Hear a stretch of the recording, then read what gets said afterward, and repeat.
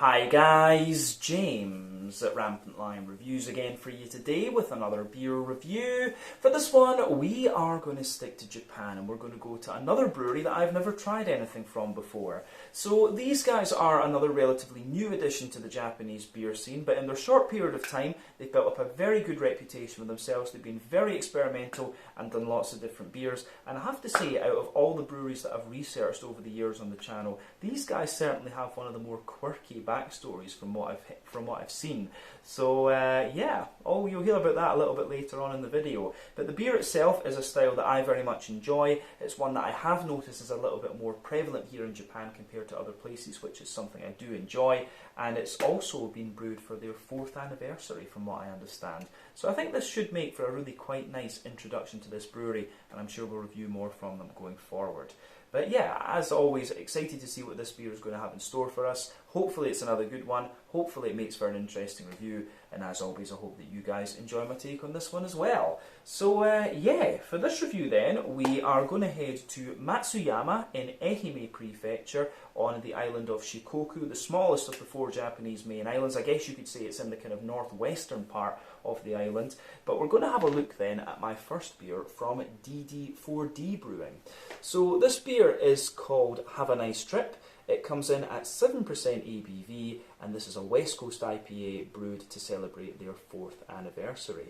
Another beer that I picked up at liquor shop Asahiya in Taishibashi Yamaichi here in Osaka. A lovely little beer shop run by Koji and his daughter Rika, and it's based in Koji's grandfather's old soy sauce factory from what I understand. But they've always got a great selection of Japanese beers, always new breweries to have a look at, and they've got some good American stuff in there, and new world I guess we could say, American, Australian, Canadian, things like that. And they've always got some interesting European beers to have a look at as well.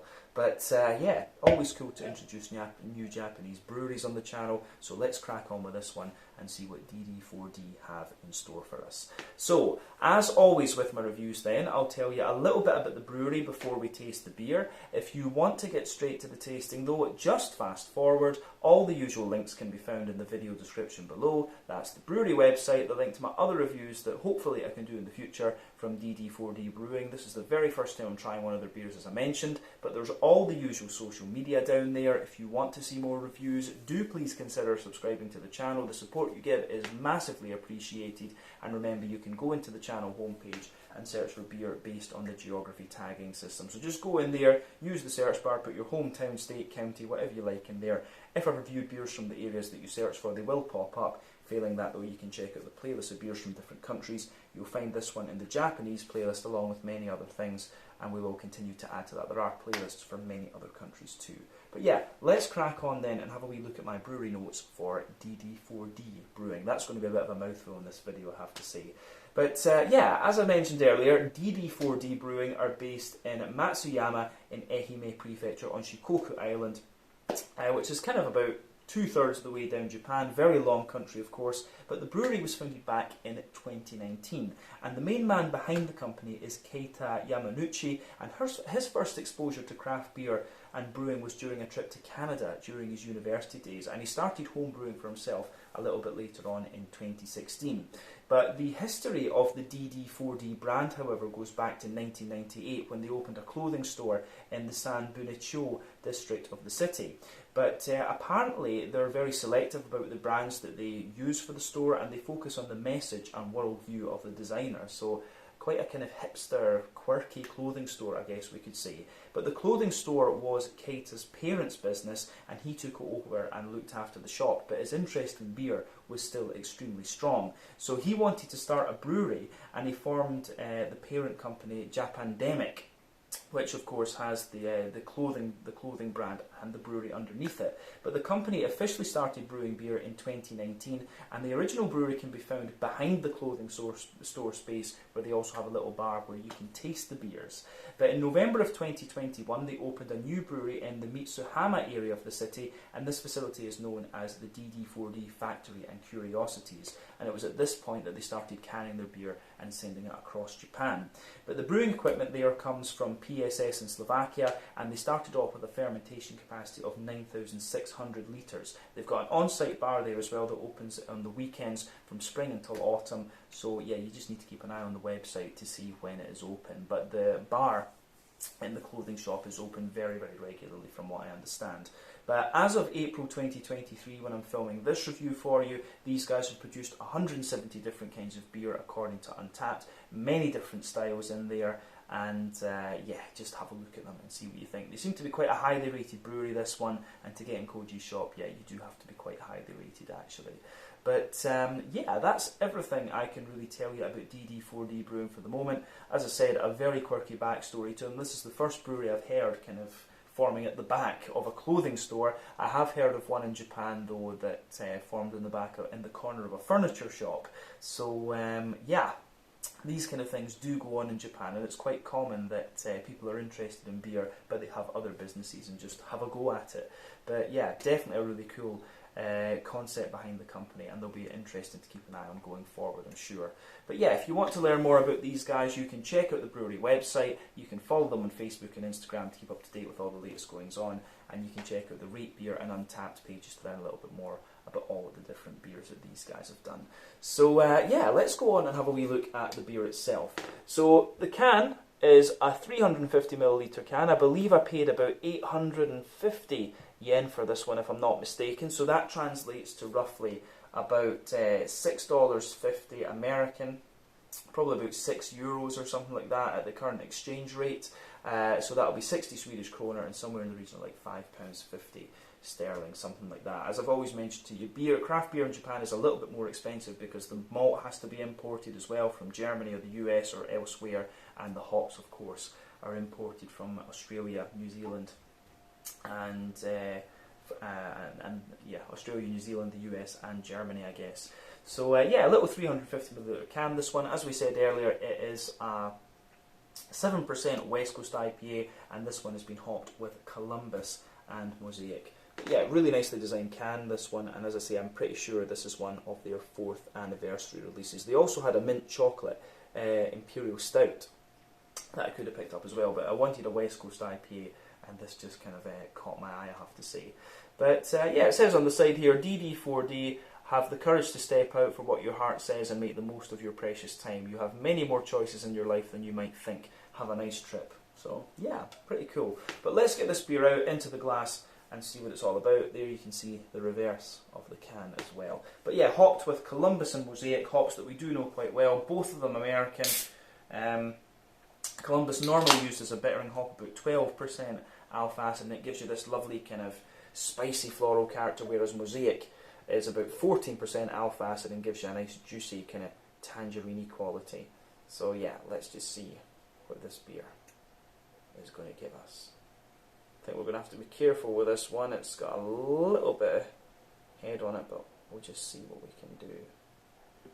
There we are. We've maybe just poured a wee bit too much of that into the glass at the moment, but yeah, fair wee bit of carbonation come out of this one.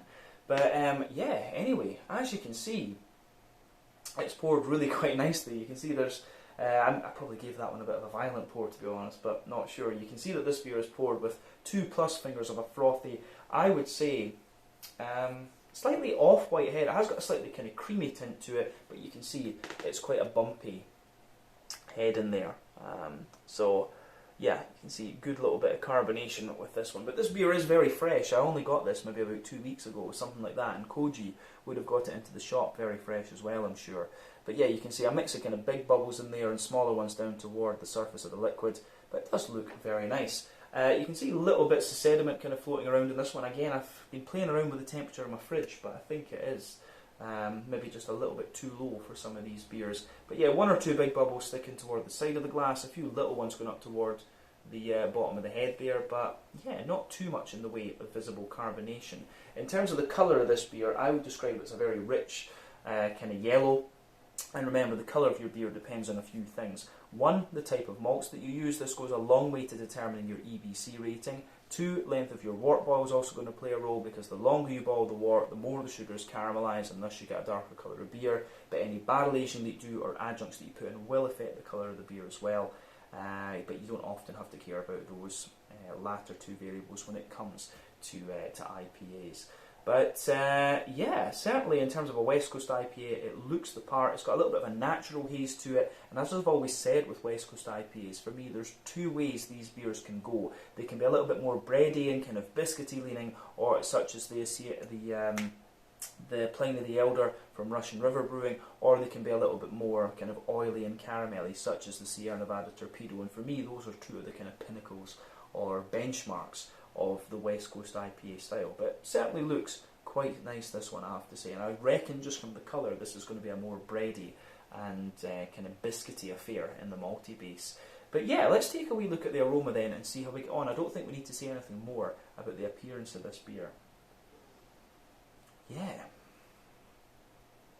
Yeah, I think I can safely say straight away my impression from the colour of this one was right. This is definitely more of a, it's definitely more of a kind of bready and biscuity West Coast IPA, but it gives you everything you would want from the style. You've got a good little bit of that kind of stronger, more punchy green component to the beer, a little bit of oily fruity character, and you've got a nice wee bit of malty base just backing it up there. So yeah, this is nice. It smells nice, I have to say.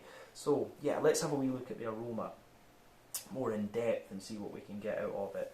So yeah, for me, the aroma of this beer, the backbone, you certainly have a little bit of a kind of fresh white bready bread crust coming out of this one, so you can just feel that in the backbone there.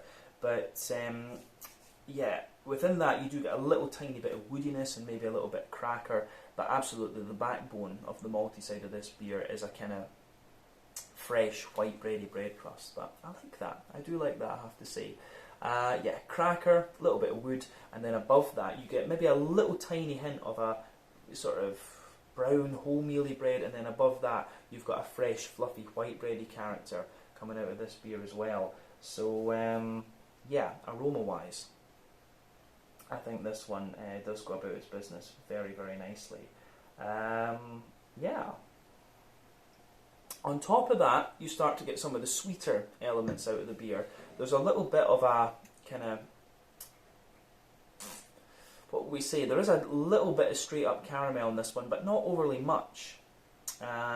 It certainly has a bit of sweetness to it, and I always find in West Coast IPAs you do need a little bit of sweetness just to get the right balance with the bitterness. But for me, yeah, there's a little teeny bit of a kind of straight up caramel in there. You do have a little bit more of a kind of biscuity, McVitie's digestive biscuity type quality as well. And yeah, it's quite interesting how this one goes together, but definitely more of a kind of bready and biscuity affair, this beer, rather than a more oily caramelly one. But that much was obvious from the colour of the beer, to be honest with you. So yeah, lovely stuff, I have to say, this one on the aroma. I always miss these. I miss this style, you know, when it comes to West Coast IPAs. I could sit and talk about these all day, but this one, aroma wise, does remind me of a few of the German brewed examples of this style that I've come across. So yeah, would wonder if they're using a bit of German malt in this one, but I could be wrong. Anyway, when it comes to the green component of this beer then, the hoppy side of things, for me, it's quite interesting. There's a little bit of, like I say, there's a little bit of kind of earthiness in there to this one. So yeah, definitely, yeah, wee bit of earthiness for me. You've also got a little bit of a kind of herbal character coming out of this one. It's almost got a little bit of that herbal, vegetally kind of thing, which I find interesting. If I'm not mistaken, the only hop I can think of that would give you that would be something along the lines of like Zappa. And I have to say that my experience with Zappa hop isn't the best. I had that from a brewery, Zmajska, in Zagreb in Croatia. They had a single hop Zappa IPA, and I didn't like that beer at all. But yeah, it gave you this really herbal, earthy sort of thing, and the green component of this beer reminds me of that a little bit. But other than that, you do get some nice big kind of spicy floral notes out of the beer, and that's going to be the Columbus that gives you that. And the green component, I would say too, is quite nice and deep, and we'll explain that in a second. But yeah, beyond that, you've got a little bit of a wetter and more zesty kind of grassiness coming out of it. You've got some lovely, you certainly also have some really nice kind of oily floral characters in there. But yeah, for me, the green component leans more toward an oily side of things. A little bit of a spicy floral aromaticity and some nice wet grassiness. Now, when it comes to IPAs, assuming you have a 90-minute wort boil, you have 3 different kinds of hoppings that you can use. So, early addition hopping takes place within the first hour of the wort boil. That gives you mainly bitterness. Late addition hopping within the last half hour of the wort boil. That gives you a little bit of bitterness, but mainly flavour and aroma. And then dry hopping, which takes place after the wort boil is complete, is all about flavour and aroma. Now, West Coast IPAs tend to use all 3. Whereas New England IPAs tend to use the latter 2, and the main difference in aroma of the green components in these beers for me is that the West Coast IPAs, should they use early addition hopping, it always dominates a little bit and gives you that deeper, more dank kind of quality. So yeah, you can definitely smell a little bit of that in this beer. But beyond that, with the late addition and dry hopping, you tend to get a bit more of a bright and yeah, just kind of bright and zesty green component actually, so that's worth bearing in mind with these. But for me, this one has a bit of balance between both. You get a bit of the brighter zestiness from the green component, but you're also getting a bit of that deeper dank character too. So maybe a little bit of both going on with this one. As I say, West Coast IPAs use all 3 types of hopping. But on the fruity side of things, this beer is quite interesting. I mean, I get a little bit of gooseberry out of this one, and a sort of white-green grapey kind of thing. So yeah, there's a little bit of that going on, but then yeah, it's the tangerine oranges from the Mosaic that really start to kind of stand out in this beer.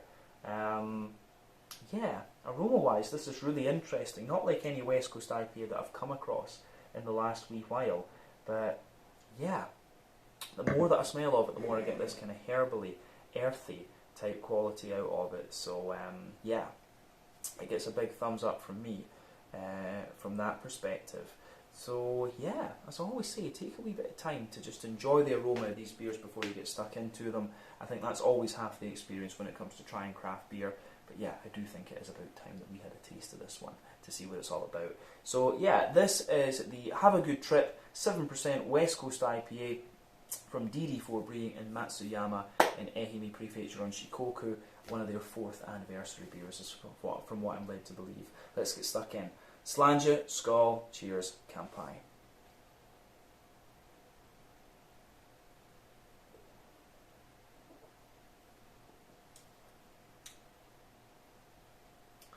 Yeah, that's a pretty damn solid beer actually.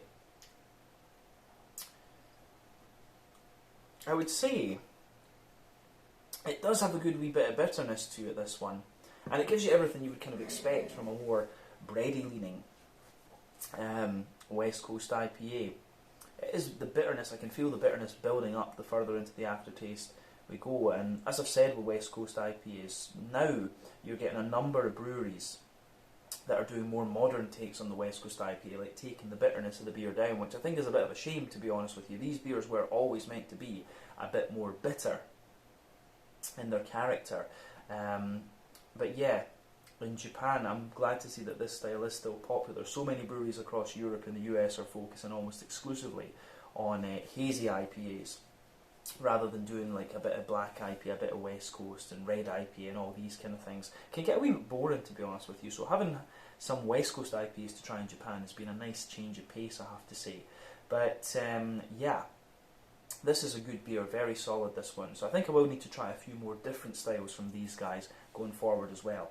But this beer gives you everything you'd want for the style. Lovely little bit of breadiness, good, nice kind of deeper green component, and you've also got some oily, fruity character. So let's just break it down and describe the flavour of the beer a wee bit more in depth for you.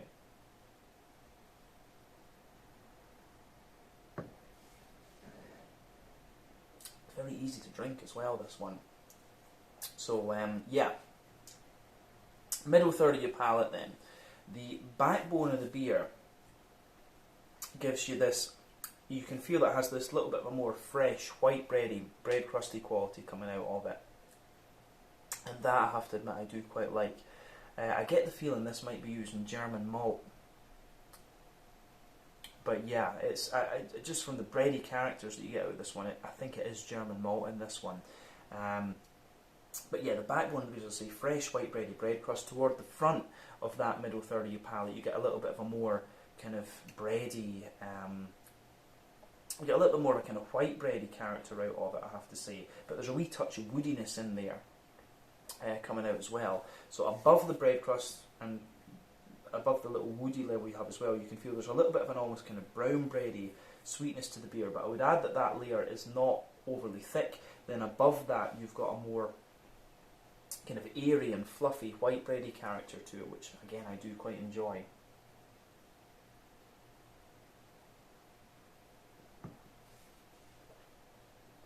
Yeah, that is nice, it really is.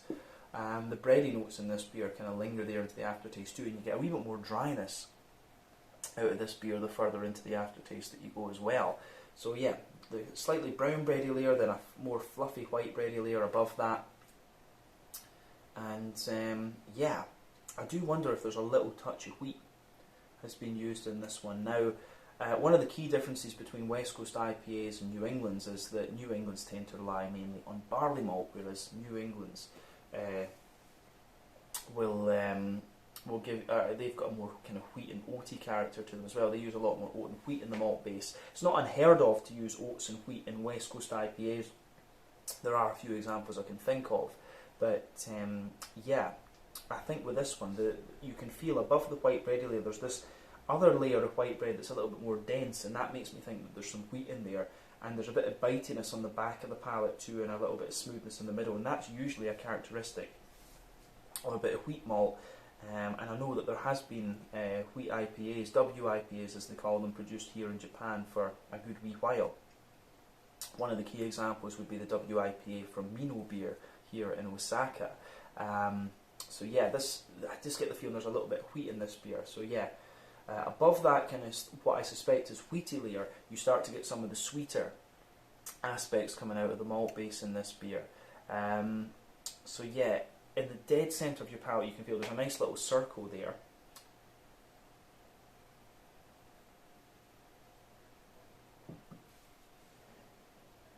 So yeah, nice little bit of, there's a nice little circle of straight up sweet caramel there, and as you move further out toward the extremities of that middle third of your palate, you have a little bit more of a kind of McVitie's digestive biscuity type character as well. So this beer definitely does give you the sweetness that you want from this style too, and as I said earlier, it leans more toward that bready and biscuity side of the West Coast IPA spectrum. It's certainly not a big oily caramelly affair, this beer, that's for sure.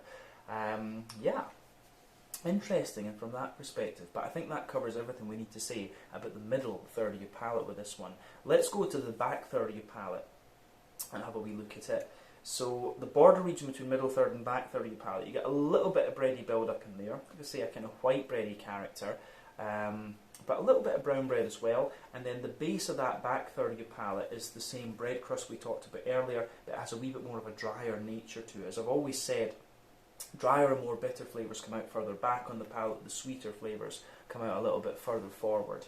So yeah, you can feel that little bit of a drier bread crusty character, some cracker sitting on top of it too, and then above that you have some wholemeal brown bread. You can feel that layer is a little bit lighter and a bit more taller and more airy, I guess we could say as well. Then you've got the taller and more airy fluffy white bread in there, and then above that you have what I suspect is a little bit of wheaty bitiness. So yeah, these layers are the same, but like I say, they are just a little bit different in their nature. Above everything else on the back third of the palate, you're getting a wee bit more of a, there's a little bit more of a kind of yeasty character coming out of the beer, and it's a little bit like a kind of farmhousey white bread, a little bit of woody and crackery character to it, a little bit of honeycomb as well.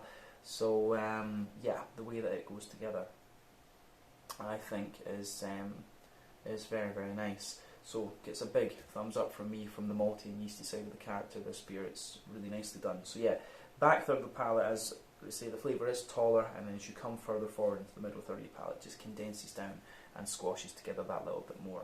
So yeah, on the hoppy side of things then, we'll move to the green component first. Back corners of the palate, you've got a little bit of earthiness in there. Then as you move further forward, it's a little bit of herbal character that comes out, and it's quite a smooth herbal character as well. But I will point out that this beer doesn't have, from the aroma, I had the impression that the beer would be would have a little bit of that kind of herbal vegetally aroma to it, but it doesn't have it doesn't really come across like that in the flavour. It really is not like that at all. But yeah, as I say, a little bit of earthiness, a little bit of herbal character. Then as you push further forward toward the front corners of the palate, you've got a wee bit more of a kind of big floral aromaticity coming out of this one.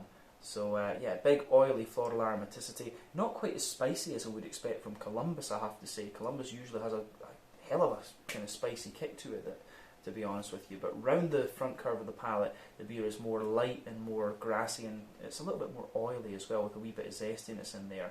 So yeah, nice big oily green component coming out of this beer, I have to say.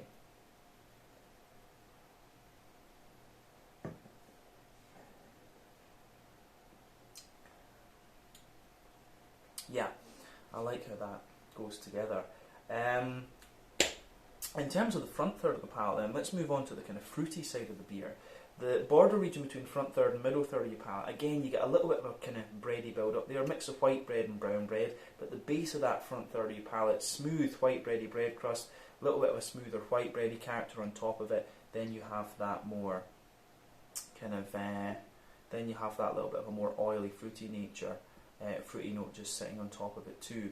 So yeah, the way that this goes together, I think, is very nice. So the fruity side of things, if you go to the back of that front third of the palate, for me, there's a little bit of a kind of stronger citrusy note in there. The fruity side of this beer is really quite quirky in a sense, because if it is Mosaic, it does say that there is Mosaic and Columbus in this one. But I'm getting, the first thing that comes to mind with the fruity side of this beer is like a mix of mainly gooseberry and sort of white and green grapes, actually.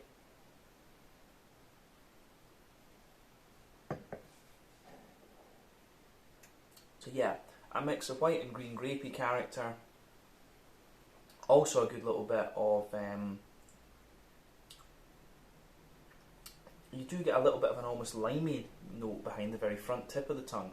But you can feel in the dead centre of that front third of your palate, it's giving you the kind of tangerine-y, orangey notes that you would expect of Mosaic. So yeah, the way that this beer goes together from that perspective is really quite interesting. So it gets a big thumbs up from me. Yeah, at the back of the front third though, it's got this kind of almost lemony, or it's very lemony and grapefruity, citrusy note. But yeah, as you move further forward, it mellows out more. Maybe a wee bit of an oily pear. Then you get big oily gooseberry, bit of lime, and a bit of the tangerine orange sitting on top of this one. So yeah, I have to admit, I wonder if there's a little bit of Nelson Sauvin or Hallertau Blanc or something in there. Maybe even Equinaut or Motueka. To be honest with you. I would never guess. If it does say on the can, I think that it's Columbus and Mosaic. So yeah, it doesn't. Yeah, Columbus to Mosaic Hopu doesn't mention any other ones. But if I was, guessing, I would say that it probably has a little bit of Motueka or Nelson Sauvin or something like that in it, because it just has this big oily, limey and kind of gooseberry-like character to it, which you wouldn't expect of either of these hops, to be honest with you. But yeah, I think that's everything we need to say about the flavour of the beer. Let's just round off with a wee look at the mouthfeel.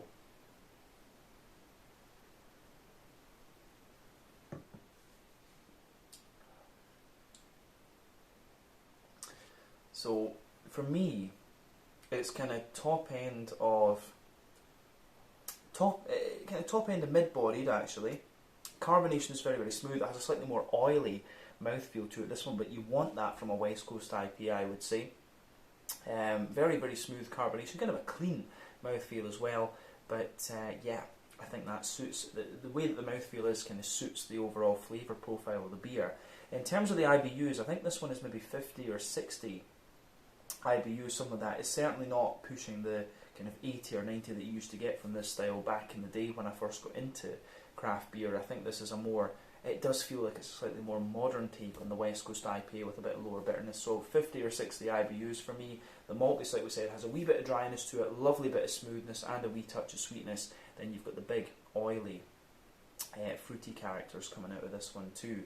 So yeah, the way the beer goes together, I think, is very nice. Very nice example of a West Coast IPA, and it does remind me a little bit more of some of the German brewed West Coast IPAs that I've come across. I really would not be surprised if the malts used in this beer were German, but yeah, there's just really something that reminds me of the bready character, and this one really just feels a bit more German. But I like this. I think this is a very nice beer, and it certainly makes me want to explore what DD4D have in their locker a little bit more.